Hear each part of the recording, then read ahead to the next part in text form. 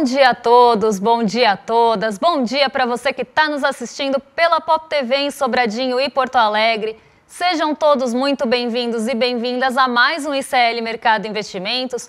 Hoje, sexta-feira, e olha os assuntos que a gente vai abordar aqui. A gente vai falar de vinho, vai falar de champanhe, vai falar de café. Então, sextou, né? Mas não vamos trazer nenhuma boa notícia em relação a isso.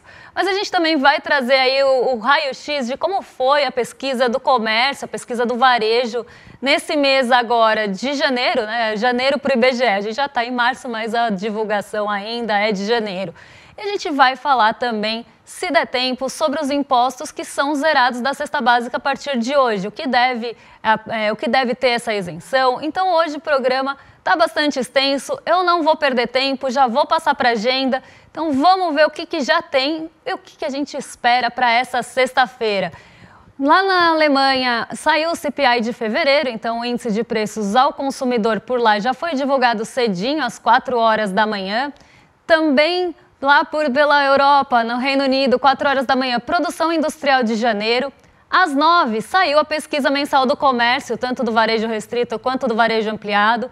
Esses dados a gente vai trazer com bastante detalhe para vocês, então a gente vai destrinchar o que trouxe essa queda no varejo no mês de janeiro. Assim como os serviços, o varejo ele também mostrou desaceleração. E aí tem alguns pontos de alerta que eu acho que a gente precisa ficar de olho em relação ao comércio. Mas vamos seguir, porque a agenda ainda não acabou. Então vamos ver aí quem ainda fala, né? Dirigente do Banco Central Europeu, Piero Cipollone, discursa em um evento organizado pela Universidade de Bocconi, na Itália. E a gente tem mais indicadores vindo por aí, porque às 11 horas da manhã, a Universidade de Michigan ela vai trazer o índice de sentimento do consumidor e perspectivas de inflação para 1 e 5 anos. Esse dado ele deve ganhar um pouco mais de relevância. Como vocês estão vendo, hoje nos Estados Unidos, saem os dados da Universidade de Michigan e, em seguida, às 15 horas, postos de petróleo e plataformas em operação. Como a gente tem poucos dados por lá, esses dados devem ganhar um pouco mais de relevância, principalmente as expectativas de inflação. Por quê? Essa semana foi importante para a inflação, foi uma semana de divulgação da inflação. Então, a gente deve sim ter um protagonismo das expectativas de inflação, ainda que preliminares, tá? Na Argentina, às 4 horas, sai a inflação ao consumidor, o CPI. Então, aqui, né, a agenda bem focada em poucos pilares, então poucos condutores para o dia de hoje. E aqui no Brasil, a grande estrela fica assim com a divulgação do IBGE, que já é o que eu vou contar para vocês. O IBGE divulgou hoje os dados de varejo, né, os dados do comércio, o varejo restrito e o varejo ampliado, e a gente teve uma queda nesses dados de varejo. Então vamos ver como é que primeiro ficaram esses números e eu já explico para vocês o que aconteceu. Vamos lá! De janeiro em relação a dezembro, tá? Então aqui a gente está falando de variação mensal. O varejo recuou 0,1% e o varejo ampliado, que é aquele que consideram outros setores, e a gente vai ver daqui a pouquinho os detalhes de quem puxou o varejo ampliado para cima, porque ele é um pouco mais abrangente, tá no próprio nome, ele subiu 2,3%. O que me preocupa aqui em relação ao varejo e o volume de vendas no varejo? Essa queda de 0,1 em relação a dezembro já vem de um mês desacelerado. O mês de dezembro não foi bom para o varejo. E o mês de dezembro ele é um mês historicamente mais forte para o varejo, porque a gente tem festas de fim de ano, a gente tem comemorações de Natal, de Ano Novo, e normalmente é um mês um pouco mais forte. Claro que agora a gente está tendo uma antecipação disso por conta da Black Friday, então muito vem ali no mês de novembro, mas o mês de dezembro, ele é historicamente forte para o varejo. E não foi nesse ano. E o mês de novembro também não foi espetacular. Então a gente já vem de uma desaceleração do varejo sendo observada, do varejo principalmente do restrito, que tem menos ali categorias, menos atividades na sua composição, mostrando sinais de preocupação. Porque em dezembro, que a gente tem Natal, o Papai Noel não ficou ali eu ia falar uma coisa, gente, mas não vou falar. O Papai Noel não trouxe muitos presentes, então aqui a gente começa a ter uma preocupação com o varejo de quanto que a taxa de juros já está afetando esse setor. O varejo ele é um dos primeiros setores que a gente pensa em relação à taxa de juros alta que vai sofrer. Então, se a gente tem uma alta dos juros, qual o primeiro setor que vem na nossa cabeça que vai começar a sofrer em consequência disso? O varejo e a construção civil, que também depende muito de crédito. E por que o varejo? O varejo ele é dependente de crédito porque as pessoas não conseguem fazer suas compras à vista. Se a gente começa a ter uma taxa de juros mais alta, o varejo começa a ter uma expectativa de queda porque vai ter ali um estrangulamento desse crédito, não só na oferta, que vai ficar diminuída, mas também ali por questões ligadas à taxa de juros ficar mais alta mesmo, o custo do crédito ficar mais caro e a gente vai ter tanto maior inadimplência como também uma oferta mais restrita. Uma oferta mais restrita de crédito faz com que as pessoas consumam menos no varejo. Então, a gente está começando a ver os resultados dessa alta da taxa de juros um pouco antes do que se esperava. A gente tem dois tipos de nomenclaturas que a gente fala para essa desaceleração da economia. O pouso suave e o pouso forçado. O pouso suave é quando a desaceleração por conta de alta de juros começa a acontecer suavemente, como um pouso suave. O pouso forçado está no próprio nome também. É um pouso ali de mergulho, é uma coisa forçada. E parece que a nossa desaceleração está com mais cara de pouso forçado do que de pouso suave. E por isso está trazendo muita preocupação. Ontem a gente teve a pesquisa mensal de serviços e ela mostrou justamente a desaceleração do consumo das famílias. E consumo das famílias também é um dos primeiros pontos que começam a responder se a gente tem alta dos juros. Pô, os juros estão altos. A gente começa a ter desaceleração. Quem que vai sofrer primeiro? Quem que vai começar a perder a renda primeiro? Quem que vai entrar de novo naquela sinuca de ter que escolher entre consumir um serviço e comprar alguma coisinha? Normalmente é o lado mais fraco da corda e isso estoura normalmente para o trabalhador.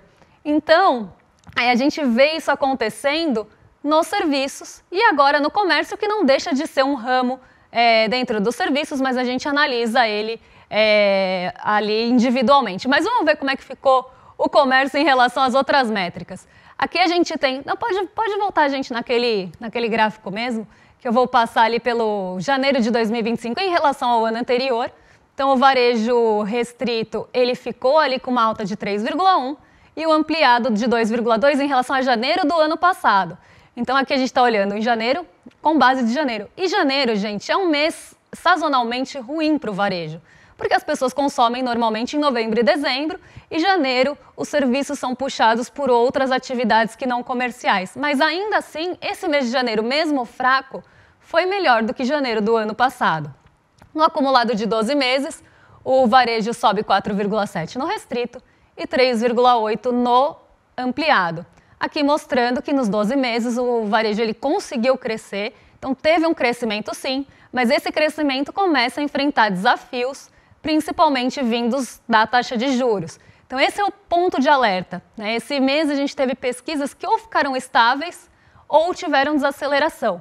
E essa desaceleração ela já vem como reflexo da taxa de juros. E isso sim começa a trazer preocupação. Então o alerta é justamente nessa desaceleração. Ela vai persistir ou é realmente uma questão sazonal de janeiro? A gente vai começar a ter o pouso cada vez mais forçado, vai começar a ver outros pontos da economia reagirem também à taxa de juros mais alta? A gente vai começar a ter uma desaceleração na economia urbana a ponto de isso impactar o desemprego?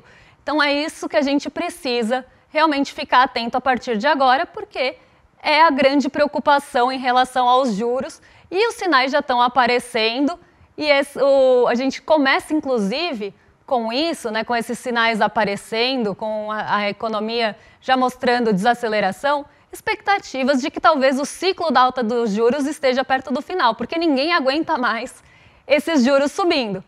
Então vamos aqui agora ver as atividades do varejo que mostraram aí a variação nesse mês. O comércio varejista ele caiu 0,1, tanto em janeiro quanto em 12 meses. Aqui eu acho que está repetido, tá, gente? Então não vamos considerar a última coluninha aqui. Vamos olhar só o comércio, a primeira aqui de janeiro, tá? Então o comércio varejista ele caiu 0,1, Combustíveis e lubrificantes subiram 1,2%, os supermercados e hipermercados ficaram estáveis, tecidos, vestimentos e calçados caíram, a gente tem os móveis e eletrodomésticos caindo também, artigos farmacêuticos, médicos e de perfumaria caíram com força também, equipamentos de materiais para escritórios subiram, a gente tem outros artigos de uso pessoal também puxando o índice para cima, e aí quando a gente olha o ampliado ali embaixo, que subiu 2,3%, a gente vê que a alta foi puxada por veículos, motos, partes e peças e materiais de construção. E aí é que vem a grande questão, né? O varejo restrito ele teve uma queda muito puxada ali por vestimentos, calçados, móveis e eletrodomésticos, e isso até esperado. Móveis e eletrodomésticos normalmente são itens que o brasileiro precisa se financiar, ele precisa do crédito para comprar aquilo. Então os móveis e eletrodomésticos até a gente entende essa queda já como reflexo da taxa de juros. Só que outros setores que também dependem dessa taxa de juros, como, por exemplo, veículos, motos, partes e peças, eles puxaram o varejo para cima. E o material de construção também. Então, aqui, né, mostra que as famílias elas estão já mostrando alguns pontos de não compra. Isso vem muito em linha com o índice de confiança do consumidor e o próprio índice dos gerentes de compras, porque o índice de confiança do consumidor já tinha contado para a gente. Quem assiste a gente aqui todo dia e acompanha os índices que vão saindo dia após dia, já sabia que as pessoas e as famílias elas estão mais receosas para comprar desde o começo do ano. Elas já estão começando a ponderar onde que elas vão gastar a sua renda, porque estão com medo do futuro. O índice de incerteza, o índice da análise das expectativas futuras está muito ali em queda, né? Então as pessoas estão com medo do futuro, elas não querem gastar a renda porque não sabem o que vai vir pela frente. Então é mais a análise das expectativas futuras, e a atual também não está tão bem, mas as análises das situações futuras estão trazendo um medo ali para o consumidor brasileiro. Então ele vai dar uma segurada no consumo, ainda mais em um momento de crédito restrito. Mas causa espanto que a gente tenha veículos, motos, partes e peças subindo, porque também é normalmente um setor, uma atividade, um ramo do varejo que responde de forma negativa à taxa de juros. Então, a alta de taxa de juros vai diminuir esse consumo, mas isso ainda não apareceu aqui. A gente vê mais no consumo das famílias, naquele consumo de itens mais cotidianos, tirando móveis e eletrodomésticos, essa queda acontecendo. Então, a gente vê aqueles itens mesmo de dia a dia, combustíveis lubrificantes não é o caso, mas se a gente for pegar supermercado, que ficou andando de lado, vestidos e calçados, são itens de menor valor agregado. Mas a gente pode ter, sim, com o aperto da taxa de juros continuando, o impacto também acontecendo aqui no varejo ampliado, que considera também essas outras categorias. Então aqui o que eu deixo mais de alerta para vocês a gente precisa agora começar a acompanhar tanto a pesquisa mensal de serviços, quanto a do comércio e a da indústria, para ver se a gente vai ter, sim, essa desaceleração por conta do enxugamento do crédito, e o câmbio também elevado traz os desafios. Então são desafios que foram colocados a partir de agora para a economia urbana. E aí a economia urbana vai ter que crescer em meio a esses desafios. E a gente sabe que são desafios bem complicados, porque você está colocando ali expectativa de lucro mais para cima. Então, se você tem ali uma produção e você pode sentar num título que vai te pagar quase 15% ao ano, você tem o risco da produção, de colocar o seu dinheiro na produção, colocar o seu dinheiro em risco e ganhar ali com o fruto do seu investimento do lado real da economia. Mas você tem, por outro lado, a opção de colocar o seu dinheiro num título que paga 15% ao ano, praticamente sem risco, com risco soberano. E aí isso traz também um entrave para o investimento do lado real, porque convenhamos, superar 15% com risco, sendo que você pode ganhar 15% sem risco, acaba sendo uma comparação desfavorável. Então, muitas vezes, nesse cenário, o recurso pode ir para o lado financeiro e não para o lado real. E aí começa esse estrangulamento. Além disso, se a gente começa a ter uma alta de juros que vai estrangular essa demanda doméstica, que é o que a gente viu acontecer com o consumo das famílias na pesquisa mensal de serviços, começa a ver aqui no comércio em dezembro, que é o mês de Natal, começa a ver na indústria esses entraves para o crédito também ali ficar mais caro, o custo de capital ficar mais caro. Se a gente começa a ter esses entraves, a expectativa da demanda para frente não vai ser positiva. Então, o detentor do capital ali, o empresário, o dono do varejo, o dono do serviço, ele vai pensar, bom, eu não vou botar mais dinheiro na minha produção, porque pode ser que a demanda não venha no futuro. E é justamente essa expectativa que acaba fazendo com que a economia também desacelere. Os dois juntos vão trazer esse pouso que a gente está vendo um pouco mais forçado e que, inclusive, está sendo comemorado pelo mercado financeiro. Mas eu nem vou entrar nesse assunto agora, porque senão eu vou ficar aqui um tempão falando.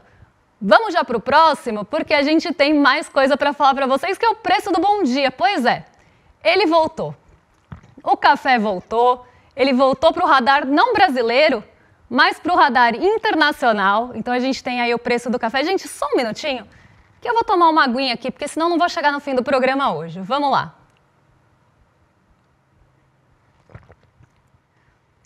Muito obrigada pela paciência de vocês. Vamos lá, o preço do café está disparando. Isso aqui é mercado internacional, tá? É commodity negociada na ICE, esse gráfico é da Bloomberg. E a gente está vendo o café atingindo novos picos. Entre fevereiro e março aqui a gente vê que já teve um novo pico do preço do café. Novembro a gente já tinha tido um pico e eu estou falando disso para vocês há um tempão. Eu lembro que a primeira vez que eu trouxe esse assunto aqui no programa fui alvo de chacota. Porque, o café, por que as pessoas estão preocupadas com o café? Eu falei, gente, o café está subindo e não é pouco. E a gente vem enfrentando uma série de problemas de oferta do café. E os preços do café, eles continuam disparando. E eles não estão ali com esses problemas de oferta que vem desde o ano passado. Pode ver que setembro teve ali pico de preço de café. Em abril, a gente começa a ter o primeiro pico de preço de café. Ele atinge esse patamar de abril algumas vezes entre maio, julho, e depois ele dispara em setembro, atinge uma máxima ali que não era vista há muito tempo. E aí a gente começa a atingir máximas cada vez maiores. E isso traz preocupação para o comércio global de café. Não é só para a gente aqui que o café está caro. O café ele vem enfrentando vários problemas também de oferta. O Vietnã, que é um produtor grande de café na modalidade robusta, então ele produz o café robusta, e ele está com questões climáticas também. O Vietnã está enfrentando questões de calor, ele está enfrentando questões climáticas que estão diminuindo a qualidade e a quantidade desse café. E isso sem contar ali a mudança de pauta de cultura. Então, a cultura está migrando também para outros tipos de produto para suprir demandas chinesas, mas o Vietnã ele é um produtor importante de café que também está com problema. O Brasil eu não preciso nem falar, eu sempre conto para vocês todos os índices de inflação que saíram até agora, ou café moído para as pessoas, ou café em grãos para o produtor, estão sempre ali nas cabeças, estão sempre nos destaques positivos, mas que são negativos para a gente, então estão sempre com as maiores altas.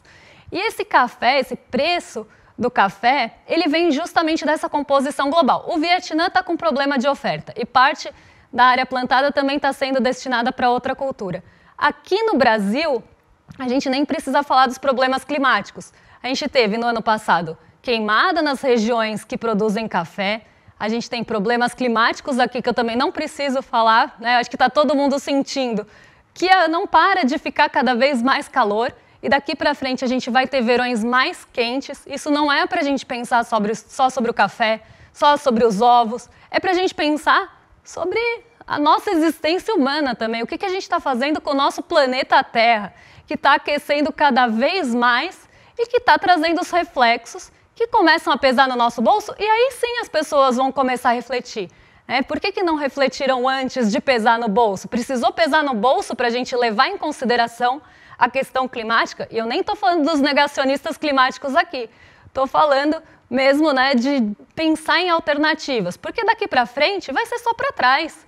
Daqui para frente só vai ter cada vez mais os verões mais quentes e isso vai penalizar todas essas culturas. E o Brasil está sofrendo com isso também agora.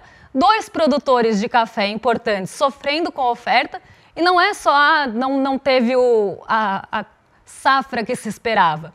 Não teve a safra que se esperava, os grãos que começam a ser produzidos começam a ser menores, de menor qualidade, e aí a parte da exportação também tem ali, né, a sua oferta diminuída. O que fica aqui a gente já sabe que é o café de menor qualidade, o café de maior qualidade vai para exportação, e a gente tem outros poréns que a gente precisa pensar no café brasileiro aqui. Nós somos o maior produtor de café, né, um dos maiores produtores de café. E eu não acho que a gente tenha que substituir o café por chá, como já foi falado várias vezes, inclusive aqui no chat. Eu acho que nós somos os maiores produtores de café e isso deveria chegar à mesa de quem produz esse café, que é o trabalhador brasileiro. Mas eu nem vou entrar muito nesse aspecto. O que eu estou querendo dizer aqui é que se a gente tem uma oferta de café diminuída e uma demanda de café que não diminui, o preço internacional desse café vai acontecer o que aconteceu aqui no gráfico. Acontecendo o que aconteceu aqui no gráfico, com um dólar elevado, você acha que o produtor de café vai vender na máxima exportando em dólar ou ele vai vender aqui dentro porque ele é bonzinho? Não, ele vai exportar em dólar na máxima do gráfico. Então ele vai exportar esse café com um dólar mais elevado para buscar o seu lucro, sim. Tepa que o produtor de café está pensando se a gente está pagando alto, se a gente está pagando muito ou não no nosso café, se a gente está deixando de consumir café ou não, por conta do preço. Coitado do Brasil, não vai pensar na gente, ele vai pensar realmente no que maximiza o lucro dele, que é vender na máxima, ainda em dólar. E o que sobra aqui, a gente não pode esquecer que vai ter uma certa paridade, porque se ele pode vender em dólar na máxima, você acha que ele vai vender aqui mais barato? Ou ele vai trazer uma paridade em dólar também para vender aqui? Então, isso está acontecendo, só que a gente precisa pensar que é uma conjuntura também global. Não é só uma coisa ou outra, né? Não é só o Brasil que está com problema, é o Brasil, é o Vietnã e o mundo todo que está enfrentando essa questão climática. Então, eu acho que é um ponto, a gente brinca, a gente fala do café, tá cara acordar, mas eu acho que a gente precisa acordar para discutir essas questões que estão cada vez mais urgentes e a gente parece que só para pensar quando afeta realmente uma produção, quando afeta ali a gôndola do supermercado, quando a gente começa a sentir o peso no bolso. Então, mais uma vez o café aqui em pauta no Mercado Investimentos e mais uma vez para eu trazer más notícias que parece que não vai arrefecer tão cedo, assim como o nosso calorão.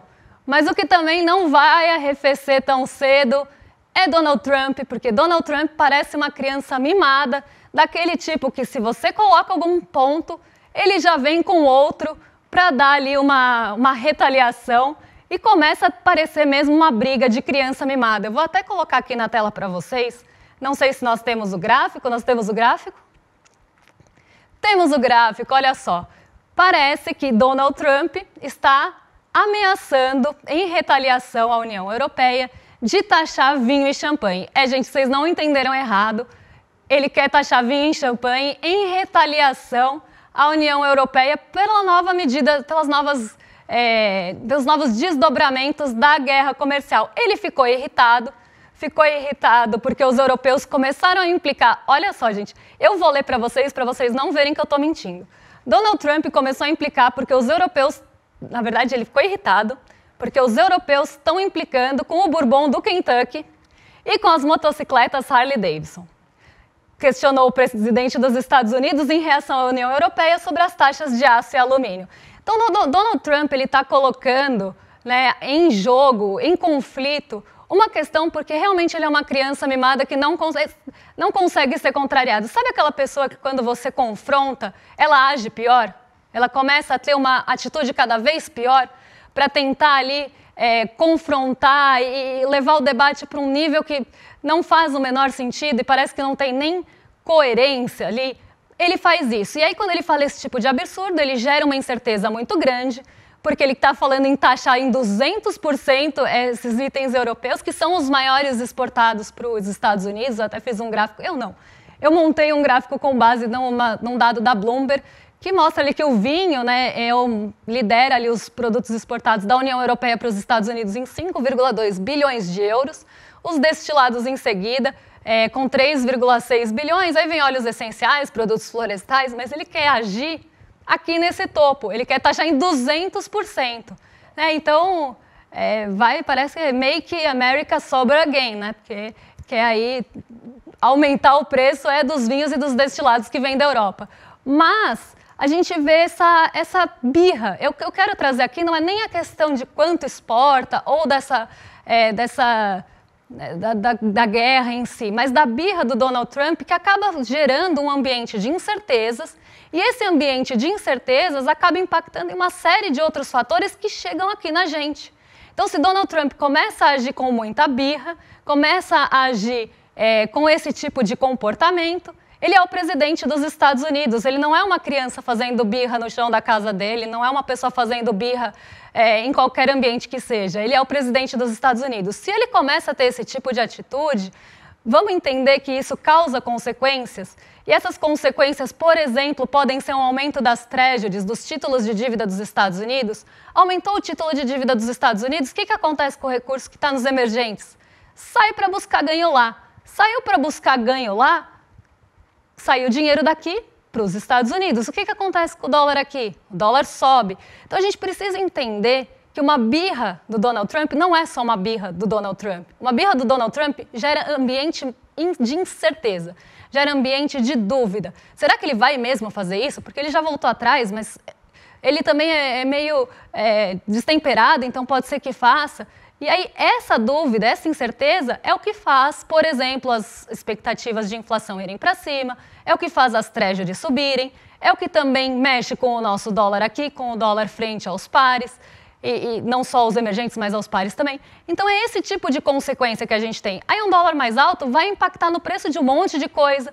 Então, a gente precisa entender que uma birra dele não é só uma choradeira. Uma birra dele é incerteza macroeconômica, é incerteza de guerra comercial, é acirramento de uma guerra comercial que não traz benefício nenhum para ninguém. Só traz esse ambiente cada vez mais incerto e que vai trazer também mais desafios, não só para os Estados Unidos, mas para todos os outros países. E acho que esse eu brindo, sextou com vocês, com o champanhe tributado 200%. Estou brincando, mas vamos aí seguir essa sexta, porque daqui para frente mesmo as notícias vão ser desse tipo. Se a gente continuar tendo um presidente que age dessa maneira, as notícias vão ser desse tipo. E nessa briga, nessa briga de guerra comercial, nessa luta, o que eu vou chamar vocês? Para o nosso encontro que vai acontecer no domingão, logo daqui a pouco, né? Porque hoje já é sexta. Então, domingão, a gente tem o encontro imperdível sobre o Muhammad Ali. Então, a gente vai explicar essa história para vocês. Quem vai contar essa história para vocês é a própria filha do Muhammad Ali. E vai ter ali um encontro muito especial em relação a isso, porque ele não é só um lutador de boxe. Ele não só lutou no ringue, foi um excelente lutador de boxe. Ele também lutou contra a desigualdade, ele deu ali KO nessas lutas também que ele defendia com muito afinco. E eu acho que a história dele precisa ser contada não só por ele ser um excelente boxeador, um grande boxeador, mas também por lutar aí contra a desigualdade. Então, já sabe, né? iclmercado.com.br ou no QR Code ou no link aqui embaixo. Se inscreve para não ficar de fora e não esquecer esse encontro incrível que a gente vai ter no domingo com vocês. E agora, cheguei. Vou beber mais uma água antes de passar para o rolê. Mas agora vocês ficam com o Rolê ICL, com William De Luca e Guga Noblat. Eles já estão prontos para receber vocês de braços abertos. Uma excelente sexta-feira. Não tem jeito melhor do que começar a sexta-feira senão rolezando. Então vocês estão agora com o Rolê ICL na sequência. Um beijo e até segunda-feira, pessoal. Você sabia que todos os nossos programas estão no Spotify? A notícia não pode parar e agora você pode acompanhar todos os nossos programas onde e quando quiser. Siga nossos canais no Spotify e tenha acesso ao Chico Pinheiro Entrevista, Desperta ICL, Rolê e muito mais. ICL no Spotify. Informação que te acompanha. Faltam só 2 dias para a luta começar. Pois é, a luta de Muhammad Ali. Daqui a 2 dias vocês vão conhecer a história na íntegra da maior lenda do esporte. Daqui a 2 dias a gente se vê.